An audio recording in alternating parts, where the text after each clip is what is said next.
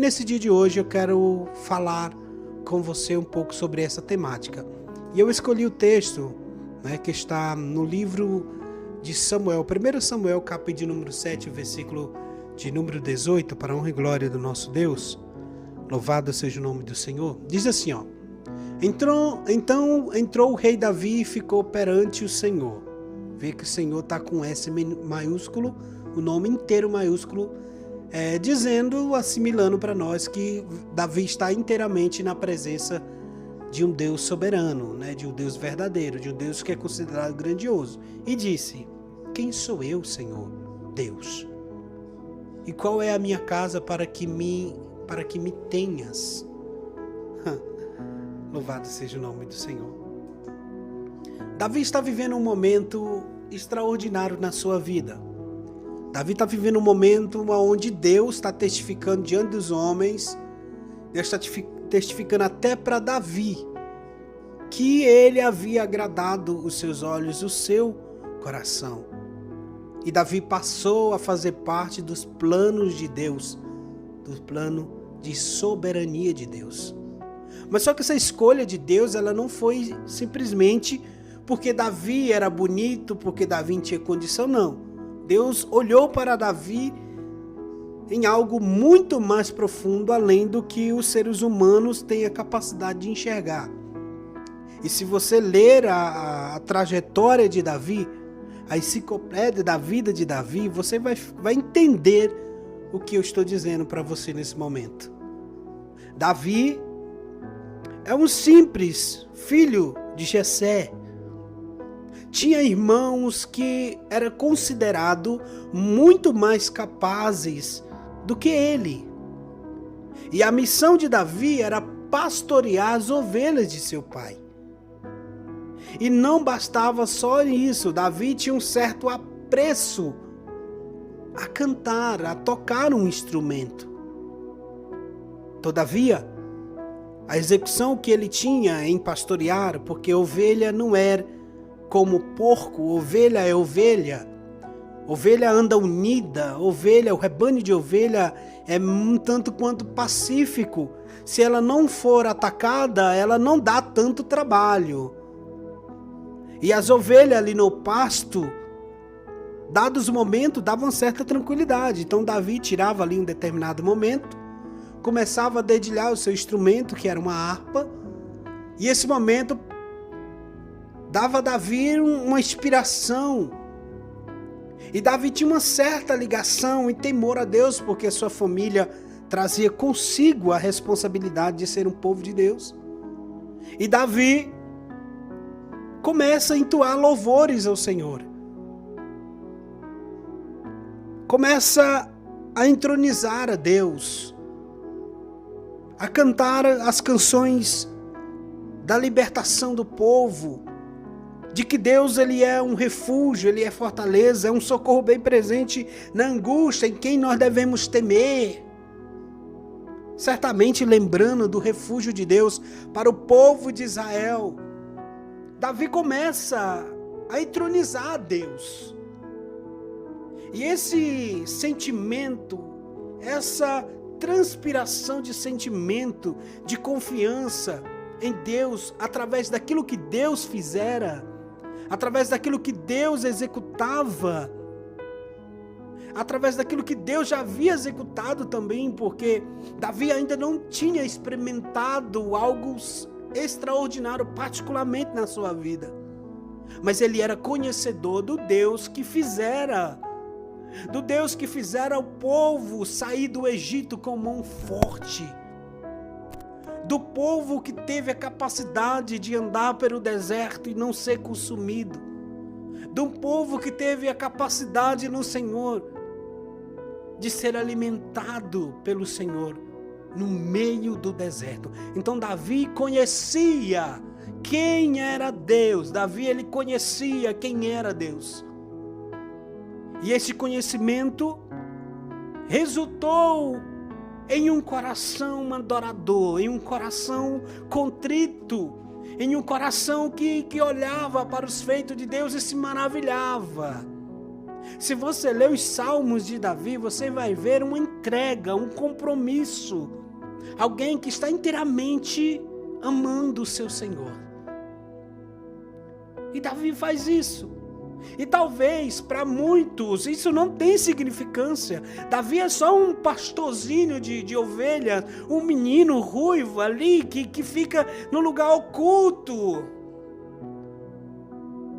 Davi é um incapaz. Davi não tem capacidade de lutar a guerra. Davi não é grande, não tem estatura, não tem a beleza esplendorosa. Não serve. Mas o seu Senhor sondava o seu coração.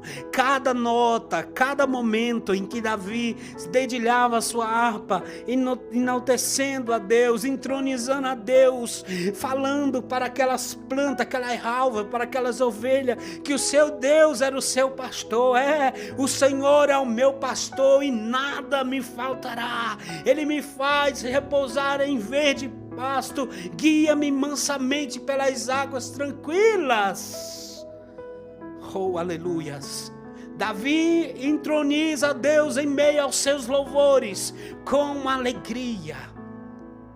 Mas ele não fazia ideia do fruto que ele iria colher por essa entrega, por estar com seu coração inteiramente dedicado a Deus. E diz a palavra de Deus, que quando o rei que o povo havia escolhido e Deus havia confirmado a escolha do povo, Deus destroniza Saul. E Saul é destronizado por Deus. Deus desaprova. Deus ainda dá oportunidade. Deus desaprova Saul. E Deus separa Davi. De repente o profeta Samuel visita a casa de Jessé. E o profeta Samuel pergunta para Jessé: traga os seus filhos à mesa. E ele traz todos, exceto um. E Samuel olha para os filhos de Jessé e não vê confirmação, não vê Deus dizer é esse ou é aquele, não. E ele pergunta: você trouxe os seus filhos todos? Porque está tendo um silêncio aqui. Deus não falou nada. E quando ele fala, não, ainda tem um, sabe onde é que ele está? Ele está lá no oculto, lá no pasto, lá cuidando das ovelhas, lá onde ninguém vê, onde ninguém sabe, lá naquele lugar, viu? Aí onde você está, servo do Senhor e serva do Deus Altíssimo. E Samuel fala, vai buscar. E quando chega, não tem enrolação. Deus diz, é esse, unja ele e separa ele para o reinado de Israel. E o profeta obediente separa Davi e derrama o óleo sobre a sua cabeça, sei que transborda. Aleluia, Deus, aleluia, Deus. Deus separa Davi. Davi é separado pelo Senhor. E desde então começa uma peleja. Porque a desaprovação começa a acontecer dentro da casa. Os olhares inaceitáveis. Porque ele, não eu. Isso acontece demais. Então, Davi é separado por Deus. E quem pensa que ser separado por Deus significa estar em sinônimo de paz na terra, está enganado. Davi, para começar, o próprio Saul trama contra a sua vida, e de várias formas tramando contra a sua vida, não tendo êxito. Chega um dado momento que ele mesmo dá cabo da sua vida, porque os planos malignos jamais irá superar os planos de Deus, a vontade de Deus. E eu quero que você atente para uma única coisa. Eu poderia falar muito mais coisas sobre esta perseguição de Saul com Davi, o comportamento de Davi, as suas falhas e a sua restauração. Poderia falar uma porção de coisa. Mas eu quero atentar para a referência no Novo Testamento para a gente concluir. Louvado seja o nome do Senhor nosso Deus. Louvado seja o nome do Senhor nosso Deus. Em 1 Coríntios, no capítulo de número 15. Louvado seja Deus. Diz assim, ó. Mas pela graça de Deus sou eu quem sou, e a sua graça para comigo não foi em vão. Antes trabalhei muito, mais do que qualquer eles, todavia não eu, mas a graça de Deus que está comigo. 1 Coríntios, capítulo de número 15, versículo de número 10. Deixa eu te dizer o que está em jogo aqui, o que está sendo abordado, o que está sendo ressaltado aqui pelo apóstolo Paulo. Paulo ele está testificando para os irmãos acerca do seu chamado. Dados momentos, os irmãos começaram a indagar Paulo, a inveja, o ciúme, a falta de aceitação. E Paulo se defende da única forma: eu fui alcançado pelo nosso Senhor. E eu sou tão grato à sua misericórdia, à sua graça, que eu tenho me dedicado à sua obra. Mas não eu, mas a sua graça na minha vida que é comigo. Porque Paulo não se considerava o bambambam. Se você ler a carta de Paulo, você fica maravilhado. Até hoje você vai entender que não houve nenhuma pessoa tão desbravadora igual Paulo. Pelo menos pelos relatos que a gente tem biblicamente. Às vezes nem os próprios discípulos que andou com Jesus teve a ousadia de renunciar à sua vida e se dedicar ao evangelho igual Paulo teve. Mas todavia, ele mesmo se humilha e diz que tudo que ele fez é a graça do Senhor na sua vida. Paulo era um homem extremamente intelectual, mas ele considerava a sua intelectualidade como um esterco, um adubo para o evangelho. Ele disse: eu vou usar tudo que eu sei, tudo que eu sou para esse evangelho. Eu vou entregar a minha vida por esse evangelho. Eu vou me dedicar a esse evangelho. Eu vou me entregar. Prova disso, Paulo viveu os últimos tempos da sua vida, a maioria deles depois de convertido, em cadeias, escrevendo às igrejas, orientando as igrejas numa cela de uma cadeia, preso por causa daquilo que pregava e aquilo que fazia. Paulo foi preso, chicoteado, porque libertou no Espírito Santo de Deus, no poder da palavra de Deus, uma moça que tinha um espírito de adivinhação. E isso resultou cadeia para Paulo. Deus fez prodígio através da vida de Paulo, e a resposta do mundo em que ele vivia na época foi cadeia, prisões. Nem sempre quem está preso em cadeia humana, em prisões humanas, em negações humanas, significa que está errado. Nem sempre.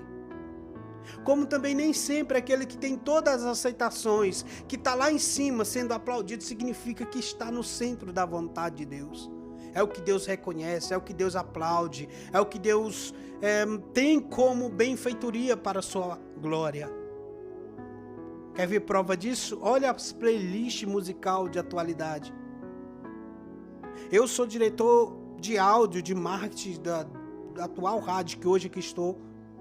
Quando fui olhar o conteúdo das principais músicas da atualidade, 2023, os títulos são todos títulos com sentido depravado.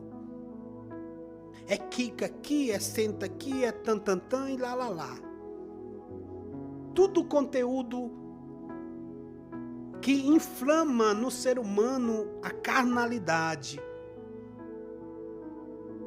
E se você for olhar mais além nas playlists digitais, as músicas que estão em primeiro lugar, até o 10º, até o 50ª posição, você não vai ver nenhuma música que tira proveito de você ouvir com saúde para a sua alma.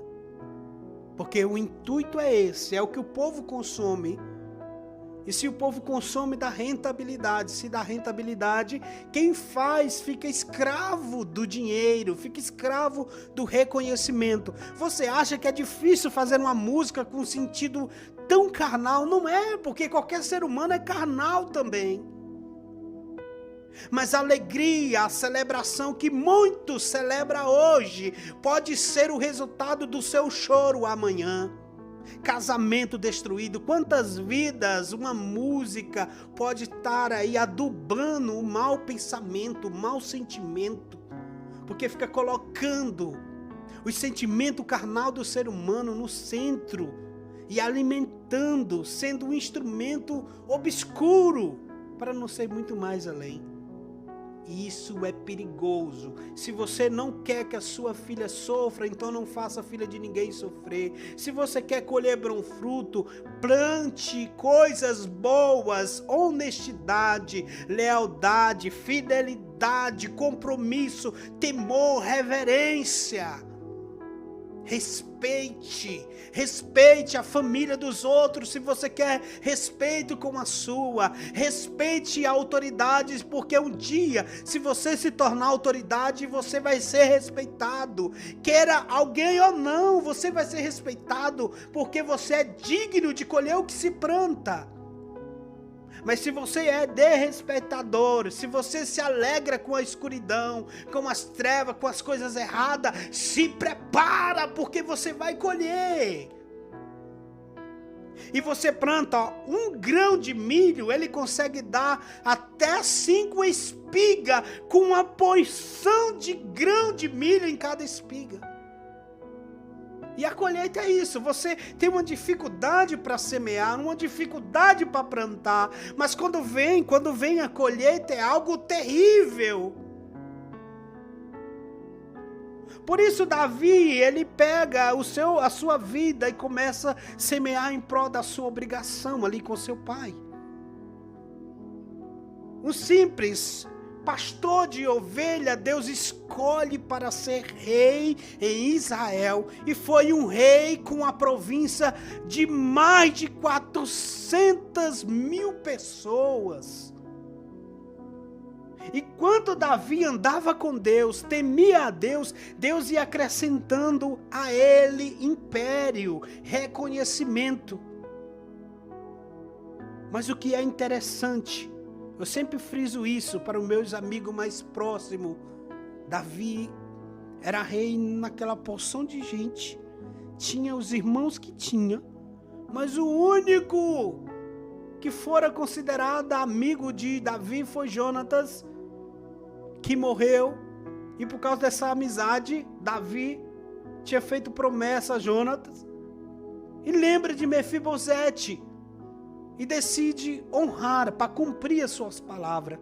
Davi era homem sisudo em palavra. Davi era um homem que cumpria as suas palavras, que tinha temor em cumprir aquilo que prometia. E essas promessas mal feitas, essas promessas que façamos e não temos o zelo de cumprir, porque é fácil liberar palavras, é fácil falar, mas precisa ter muito caráter, muito temor para poder cumprir aquilo que se fala. A Bíblia diz que o crente, o proceder do crente é sim, sim, não, não. O que proceder daí já vem da parte das trevas, do inimigo. Já é pretensão maligna. Não existe talvez, ou eu vou fazer, eu vou tentar, não. É sim, sim, sim, sim, não, não. Simples, simples. E Paulo e Davi, vamos associar a vida dos dois para concretizar. Homens, um serviu no oculto, e Deus viu ele no oculto, trouxe ele para brilhar. Falhou, falhou. Mas também alcançou o testemunho que foram homens segundo o coração de Deus. Aquele que, independente da condição que vivia, o seu coração estava ligado com Deus. Se você vê a vida de Davi, é essa. Davi falhou. Mas ele, reconhecendo o seu erro, se humilhando, ele diz: Senhor, vale mais viver um dia na tua presença do que 1000 anos em outro lugar. Vale mais viver um dia na tua casa. Esse é o Davi que eu estou falando para você.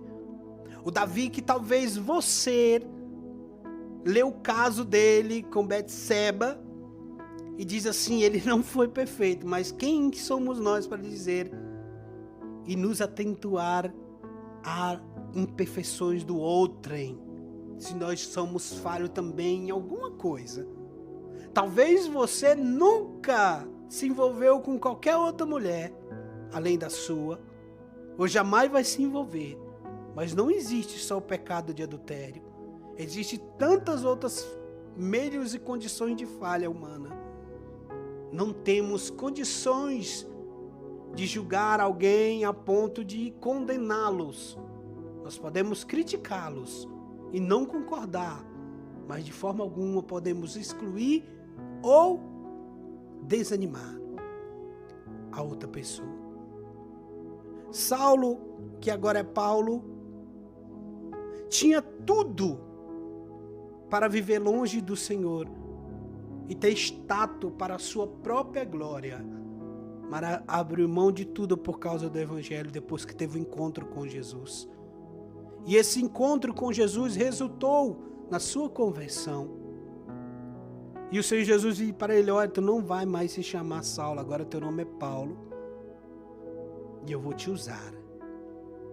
E Deus usa, a ponto que ele deixa escrito isso em 1 Coríntios capítulo 15, versículo 10. Mas pela graça que sou, é pela graça de Deus que sou o que sou. E a sua graça para comigo não foi em vão, ou seja, Deus investiu em mim e eu não cruzei os meus braços. Deus acreditou em mim e eu não virei as costas para Ele.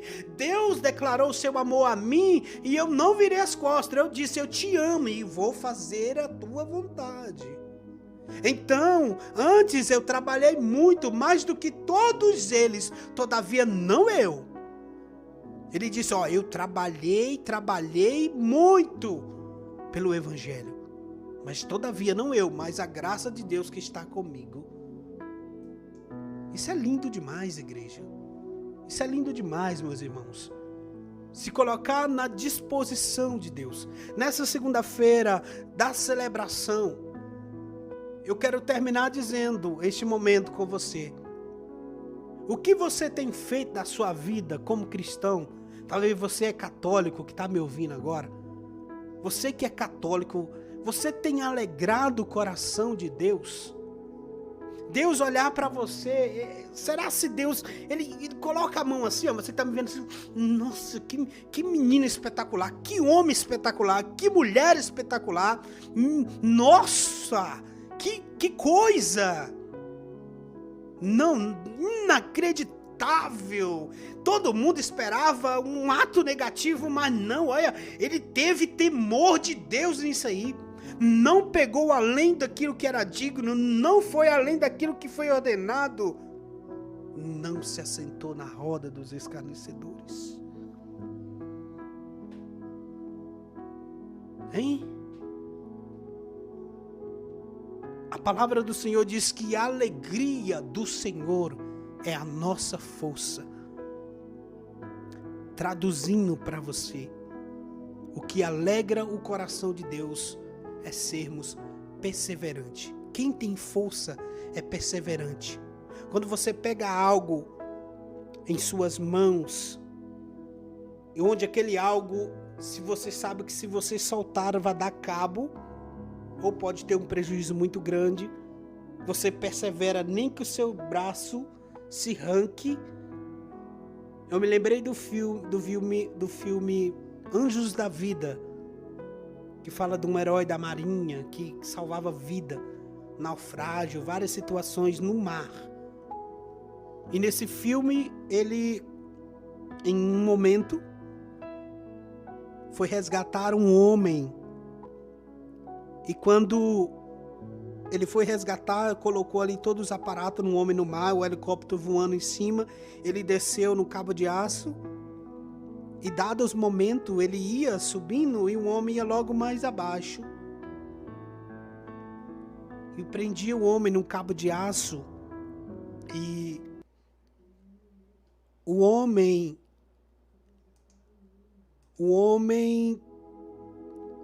o cabo de aço do homem começou a quebrar, e ele viu. E quando estava bem próximo, faltando 2,5 metros para ele, primeiro o nadador, chegar até o helicóptero, o cabo do homem começa a se romper e vai soltar. Quando vai soltar, ele leva a mão e segura na mão do homem. E para completar a dose, o rolo que puxava o cabo de aço dele travou. E ele teve que viajar por aproximadamente 25 minutos de voo segurando o homem só com a mão. E ele segurou e falava para o homem: não solta, que eu vou te segurar. E o homem segurou com as 2 mãos e não conseguia, ele não se mova, segura somente. Ele segurou. O resultado disso foi que ele conseguiu salvar o homem. Chegou até o ponto de pouso com o homem segurado em suas mãos, mas o seu braço, sua clavícula deslocou. Mas ele não soltou. Ele foi perseverante e salvou a vida do homem. É isso que eu quero dizer para você. O que é perseverança? Perseverar naquilo que acredita. Se você perseverar, não recuar, Deus ele vai fazer coisas grandiosas na tua vida e através da tua vida. Se a gente ser perseverante.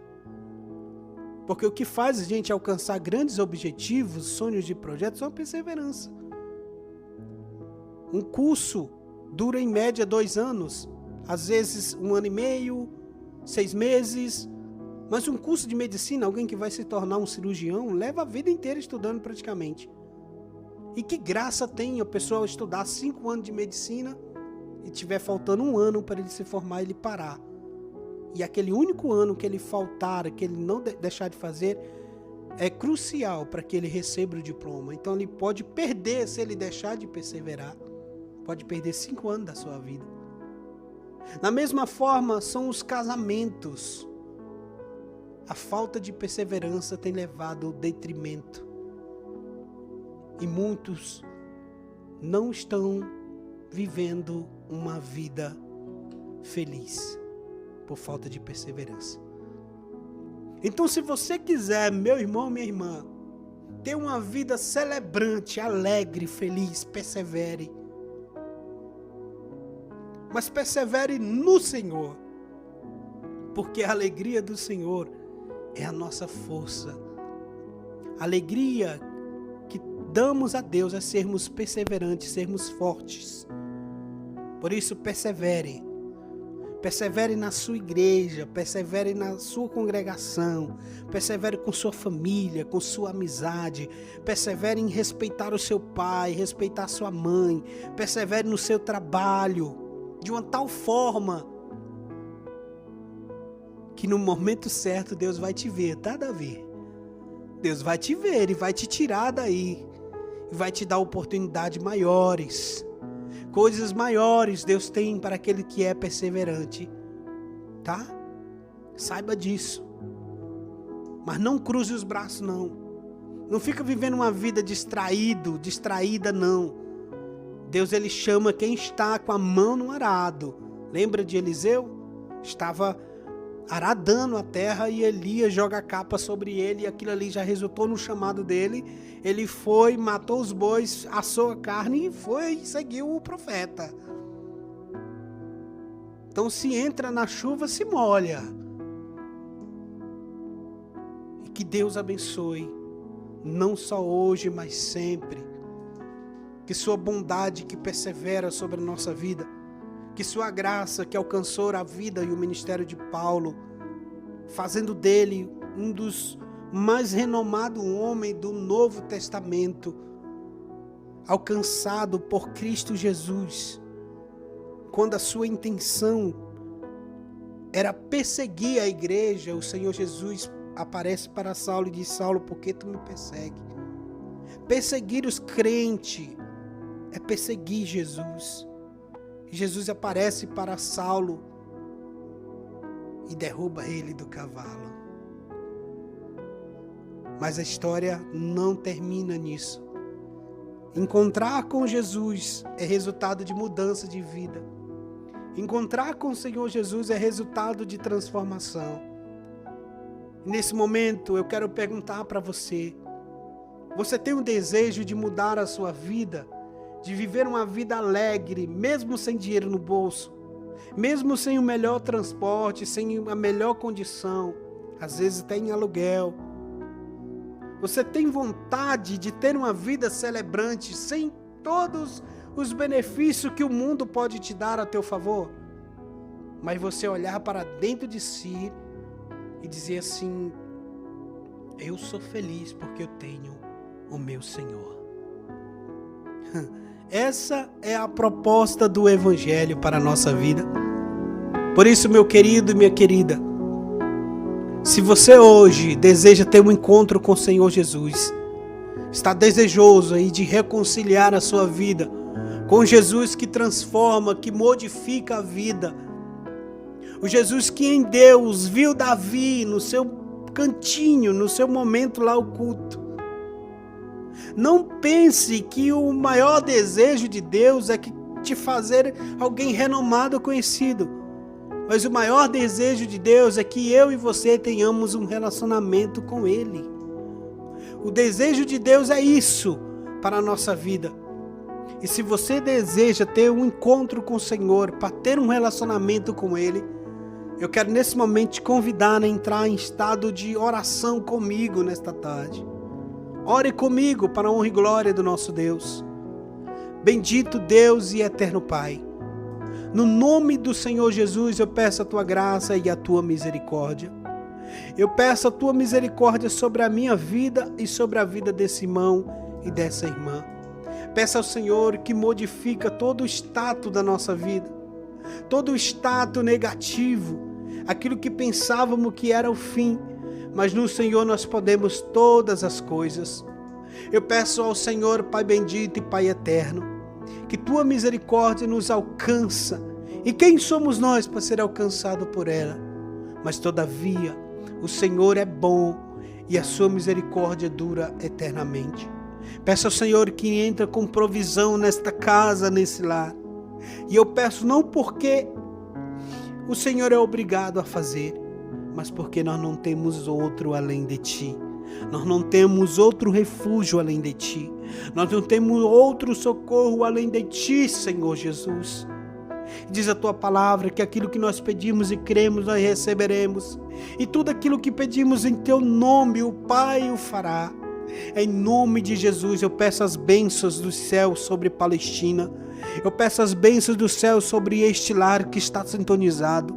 Eu peço a bênção do céu sobre essas vidas que estão ouvindo essa programação. Sobre essas vidas que têm a humildade de ouvir esta programação. Sobre estas vidas que têm um coração quebrantado diante de Ti. Que está perseverante na sua igreja. Perseverante na sã doutrina. Perseverante no Senhor. Eu peço as Tuas bênçãos sobre essas vidas. E que Tua palavra vá e produza o resultado para o qual o Senhor manda, que é gerar vida e vida em abundância. Meu querido, que Deus abençoe.